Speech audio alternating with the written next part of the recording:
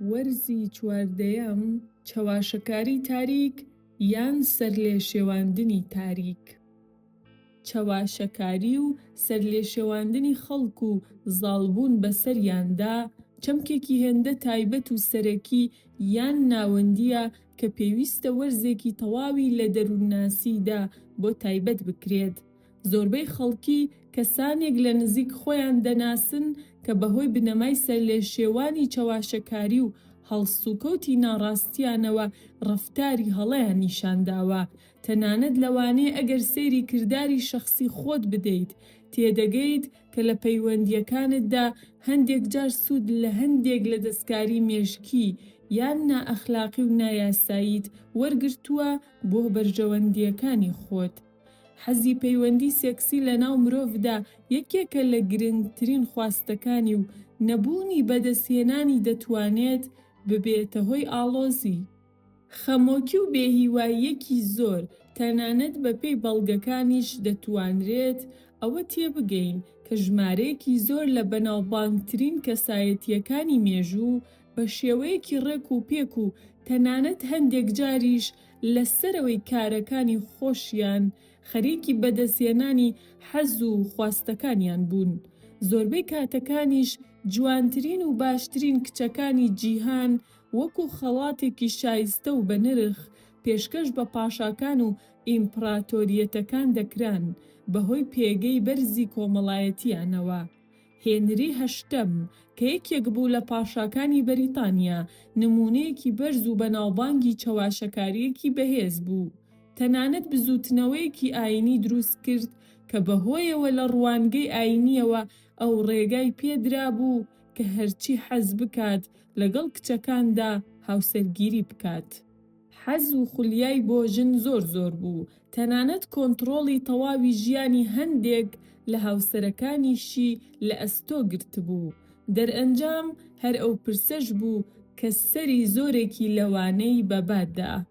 هێنری هەشتەم نمونەیەکی بچووکە لە بواری دەروونناسی تاریک و بەشێکی پەیوەستە بە چەواشەکاری شەهوەتبازیەوە، بەڵام بوونی ئەم نمونە تایبەتە ئیلهامبەخشی خەڵکی دیکەش بووە. هەر بۆیە ئەو بە نیشانە و سمبولی یەکێک لە لایەنە بنەڕەتیەکانی دەروونناسی تاریک دادەنرێت. ئەگەر کەسێک زانیاری پێویستی لەسەر قوربانیەکەی نەبێت، ناتوانێت بگات بەڕاستی چۆنیەتی سوودوەرگرتنی چەواشەکاری و ڕاکێشانی شێوەی کاریگەر و ناسراوی دەروونناسی تاریک. ئێستا با بەو پرسیارە دەست پێ بکەین: ئایا زۆربەی ئەو کەسانەی کە چەواشەکاری دەکەن لە حاڵەتی سوودوەرگرتنن لە ئامڕازێکی تاریکی پەیوەست بە دەروونناسی تاریکەوە؟ نەخێر، بەو شێوەیە نییە. چەواشەکاری لە ڕاستیدا شێوەیەکی تایبەتە کاتێک کار دەکات کە کەسی بەرامبەر بە شوێنیدا بگەڕێت. ئەم گەڕانەش بە شێوەیەکی بنەڕەتی، بە شێوەیەکی غەریزی و بەبێ بەرنامەی پێشوەختە لەلایەن کەسانێکەوە ئەنجام دەدرێت کە پێی پێبردنیان لە توانایی و لایەنە تاریکەکانی دەستکاری کردنەکانی سۆزداری و چەواشەکاری عەقڵی نییە، چونکە چەواشەکارەکان بە وردی دەزانن تۆ چیت دەوێت و چۆن دەبێت ئەو شتانت پێشکەش بکات. سوودوەرگرتن لە دەروونناسی تاریک وەکو ڕەوشێک بۆ قایلکردن و چەواشەکاری کەسەکان بەو شێوەیەی کە لەم وەرزەدا دەیبینی مەرج نییە و بە پێویست نازانرێت کە باش بێت یان خراپ. ئەم پرسە تەنها بە سەرنجدان بە کاریگەری کرداری ئەنجامدراو لەسەر کەسی قایلکراو شایەنی سوودوەرگرتن و بەرهەمداربوونە. هەر بۆیە بەشێکی تەواوی ئەم وەرزە گفتوگۆیە لەبارەی جیاوازی نێوان چەواشەکاری ئەخلاقی و نائەخلاقی. لەوانەیە پرسیار بکەیت لەبارەی ئەوەی کە چۆن دەتوانیت سوود لە زانیاریەکانی ئەم وەرزە وەربگرین. دەبێت بڵێم پاش خوێندنەوەی ئەم وەرزە بەلایەنی کەمەوە پێی پێبردنت لەبارەی تێگەیشتنی گشتی دەروونناسی تاریکەوە کامڵ و تەواو دەبێت. دەبێت ئاماژە بەوە بکەم کە هەر کتێبێک لەم بارەیەوە بنووسرێت، بەڵام تایبەتمەندی چەواشەکاری تێدا نەبێت، ناتەواو و کەم و کورت دەبێت. هەروەها دەتوانیت لەم کتێبەدا بە ڕەوشێکی کردداری سوود لە داتاوەرگیراوەکانت وەرگریت، بە تایبەتی ئەگەر بتەوێت سوود لە زانینەکانت وەرگریت بۆ پاراستنی خۆت یان خۆشەویستەکانت لە چەواشەکاری تاریک. ئیدی ئەوەش دەمێنێتەوە سەر هەڵبژاردننی شەخسی خۆت و بە تەواوی لە ئەستۆی خۆتدایە. هەر بەشێکی ئەم کتێبە دەتوانێت بە شێوەیەکی نەرم و فێرکاری تێڕوانینت سەبارەت بە دنیای ئەمڕۆ و پەیوەندیەکانت بە شێوەیەکی شایستە و گونجاو بگۆڕێت. هۆکاری سوودوەرگرتن لە چەواشەکاری تاریک چییە؟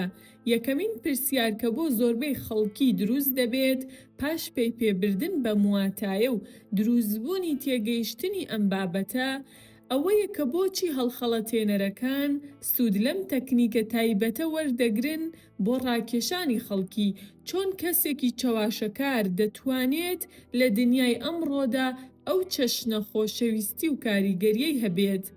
هەموو ئەم پرسانە پەیوەندیان بە هێز و توانای پیادەکردن و جێبەجێکردنی ئەو ڕەوشی تەکنیکانەوە هەیە کە لەم بوارەدا پێکەوە باسییان دەکەین. هەروەها نمونەیەکی زۆرمان لەبارەی چۆنیەتی کارکردنی دەروونناسی تاریک و زۆرێک لە بوارە جیاکانی لە وەرزە جیاوازەکانی ئەم کتێبەدا باسمان کردووە. ئێستا بەدوای ئەو پرسیارەدا دەڕۆین کە زەمینەی ئاشنایەتی و دۆستایەتی و دۆزینەی هاوڕێیەتی لە چ بوارێکدا لەگەڵ چەواشەکاریدا جیاوازە. یەکێک لە گرنگترین تایبەتمەندیەکانی دەروونناسی تاریک و چەواشەکارەکانی ئەوەیە کە ئەوانە چەکێکی تا ڕادەیەک شاراوەیان بۆ دەرونی مرۆڤەکان لە بەردەستدایە زانیاری ئاسایی و سونەتی. ئەم ڕێگایە دەخەنە بەردەم کەسەکان کە لە پەیوەندیەکی عاشقانەدا بوونیان هەیە و لەم ڕێگایەوە پێشڕەوی دەکەن و چاوەڕێ دەکەن تاوەکو سیرکەن چ دەرئەنجامێک بەدەست دێت. بەڵام زانیاری دەروونناسی تاریک کەسی چەواشەکار دەگۆڕێت بۆی ڕاوچیەک کە قوربانی و سوژەی خۆی بدۆزێتەوە و ئەوەشی کە پێویست بێت بۆ ڕاوکردنەکەی بەکاری دەهێنێت و لە کۆتاییشدا بە دڵنیاییەوە بەدەستی دەهێنێت. ئەو کەسەی لە دنیای ئەمڕۆدا بە شوێن تیۆرەکانی ناسینی تاریکەوە بێت، ئەگەری هەیە پاش فێربوونی دەروونناسی تاریک تووشی شۆک بێت لە ڕوبەڕووبوونەوەکان و هەوڵەکانی پێشووتری. هەر بۆیە لە فێربوونی ئەم ڕەوشانە هەوڵ بدە هەستێکی کۆنتڕۆڵ و باوەڕ بەخۆبوون بکە بە جێگرەوەی هەموو ئەو هەستانەی ئاماژەکانی نادڵنیایی، ئازار و مەینەتیە قبوڵکراوەکانت. ئەو کەسێک کە سوود لە چارەسەری دەروونناسی تاریک وەردەگرێت بەو پەڕی سەرسوڕمانەوە تێدەگات کە نەک تەنیا هەستێکی باشتری سەبارەت بە کردارەکانی خۆی هەیە، بەڵکو ئەو کەسانشی کە پەیوەندی لەگەڵدا دروست دەکەن ئەوانیش بە زۆری هەستێکی باشتریان لەگەڵیدا دەبێت و لە ئەزموونی پێکەوە قسەکردن و هاوبەشی زیاتر چێژی لێوەردەگرن. هۆکاری ئەم مەسەلەیەش ئەوەیە کە دەروونناسی تاریک ئەوە فێری مرۆڤ دەکات کە بەرامبەرەکەت و ئەوانەی کە بۆ ئاشنایەتی کار دەکەن بە شوێن چیەوەن و ئەوە فێری تاک دەکات کە چۆن بە پێشنیاردان بە کەسی بەرامبەر چەواشەکاری بکات و بەرەولای خۆی قایلی بکات. کاتێک زۆربەی خەڵک بۆ یەکەم جار سوود لە فێرکاریەکانی دەروونناسی تاریک وەردەگرن بۆ پەیوەندیەکانیان، ئیدی لەو ڕێگەیەوە دەگەن بە خواستەکانیان. هەستی بە ڕێکەوتن دەرخستن و کەشفی دووبارەی ژیان ئەزموون دەکەن. بە سوودوەرگرتن لەم ڕەوش و واتایانە تۆ قوڵترین خواستەکان و دێرینترین حەزەکانت بەدەست دەهێنیت و ئەوەی کە دەتەوێت لە ژیاندا بەدەستی دەهێنیت. ئایا چەواشەکاری تاریک کارێکی ناپەسەندە؟ یەکێک لە تازەترین نیگەرانیەکان لەبارەی تیۆری چەواشەکاری تاریکەوە هەستکردنە بەوەی کە ئایا ڕەوشەکانی خراپ یان دەربڕینێکی دیکە نائەخلاقین یان بە پێچەوانەوە. چەواشەکاری تاریک خۆی لە خۆیدا نە شتێکی باشە و نە شتێکی خراپە. ئەوەی کە بە چەواشەکاری تاریک جوڵە دەبەخشێت و ئەوەی کە بە کردارێکی باش یان خراپ دەیگۆڕێت شێوە و پێگەی سوودوەرگرتنیەتی لەلایەن کەسەکانەوە بەگشتی خەڵکی لەبەر سێ هۆکاری سادە سوود لە بنەمای چەواشەکاری وەردەگرن. هۆکارەکانیش دەکرێت یارمەتیدانی کەسێک بێت، یان زیان پێگەیاندنی کەسێک، یان تەنیا لەبەر پاراستن و پارێزگاری خۆی بێت.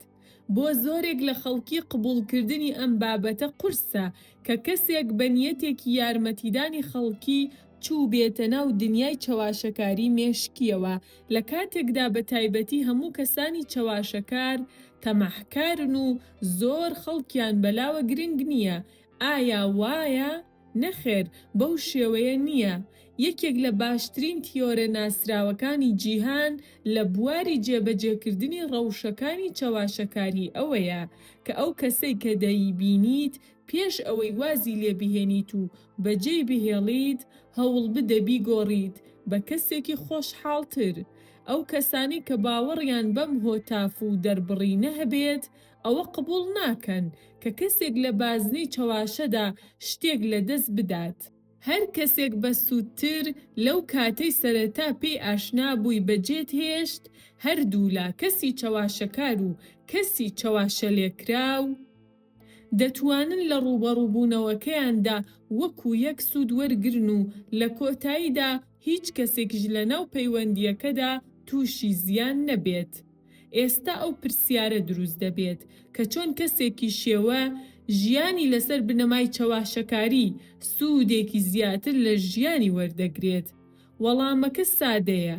هەر پرسیارێک بنەما و شێوازێکی هەیە و بنەمای پشت چەواشەکاری ئەخلاقی بە هیچ شێوەیەک نابێتە خیانەت بە کەسێک یان هەڵخەڵەتاندن و سوئیسفادەکردن لێی. ئێستا باسی کۆمەڵەی دووەم دەکەین، یەکێک لە دیارترین تایبەتمەندیەکانی کەسی فێڵباز و ڕێکار و ئەو کۆمەڵە کەسەن کە سوود لە چەواشەکاری وەردەگرن بۆ پرسێکی نائەخلاقی. ئەمانە ئەو کەسانە کە چاوەڕوانیەکی زۆر بەرزیان هەیە و لە بەرامبەر ئەو چاوەڕوانیەشیان هیچ کاردانەوە و کردارێکیان بۆ بەرامبەرەکەیان نییە. ناتوانرێت ئینکاری ئەم بابەتە بکرێت کە زۆرێک لە خەڵکی بە هۆکاری نەگونجاو و بە وێرانکردنی عەقڵی قوڵی کەسەکان پێدەخەنە ناو ئەم قەڵەمڕەویەوە. تەنها ئامانجیشیان گەیشتنە بە خواستەکانیان و هیچیش بەلایانەوە گرنگ نییە لەم ڕێگایەدا بەرامبەرەکەیان هەڵبخەڵەتێنن و برینداری بکەن یان خراپترین زیانی پێبگات. هەڵسوکەوتی کەسێک جگە لە ڕەزامەندبوونی خۆی شتێکی دیکەی بەلاوە گرنگ نەبێت و هیچ گرنگیەک نەدات بە بەرامبەرەکانی، لەم حاڵەتەدا تووشی کێشەی چەواشەکاری سۆزداری بووە. کەواتە ئەو کەسانەی بۆ بەدەستهێنانی خواستەکانیان دەست لە هیچ کردارێک ناپارێزن و پەیوەست نین بە هیچ ئەرک و کردارێکی ئەخلاقیەوە لە ناو کۆمەڵەی چەواشەکار و نەرێنی و زیان پێگەیەنەرەکاندان. تاوەکو ئێستا ئاماژەمان بە دوو هۆکاری سوودوەرگرتن لە چەواشەکاری تاریک وەرگرتووە. ئێستا باسی کۆمەڵەی سێم دەکەین. کۆمەڵەی سێم ئەو کەسانن کە تەنها گرنگی بە ژیانی خۆیان دەدەن. ئەمانە ئەو کەسانن کە چەواشەکاری دەروونناسی تاریک تەنیا بە تەواوی بۆ سوودی شەخسی خۆیان بەکاردەهێنن. لەم حاڵەتەدا لەوانەیە کەسێک لە پەیوەندیە کۆمەڵایەتیەکانیدا لەگەڵ دەوروبەرەکەی ناچاریان بکات بە ئەنجامدانی کارێک تەنیا بۆ ژیانی خۆی بەسوودە و یان دەرئەنجامەکانی کارەکە ئەوەیە کە تەنها سوود بۆ خۆی ببێت. ئەم کەسانە خەڵکی دیکە دەخەنە ژێر فشارەوە و لە کۆتاییدا ئەو دەرئەنجامەی کە لەم کارەدا بەدەست دێت تەنها لە بەرژەوەندی خۆیاندا بەکارهێنراوە و کارەکانی خۆیان بەو کارە پەرە پێداوە و گەشەیان پێکردووە. ئەم کەسانە بەگشتی بەهۆی هەر پێشکەوتنێکەوە کە لەم پەیوەندیەدا بەدەستی دەهێنن هەڵومەرج و یاسایەکی کۆمەڵایەتی تازە دروست دەکەن تاوەکو بەرژەوەندی و سوودی خۆیان زیاتر پەرە پێ بدەن.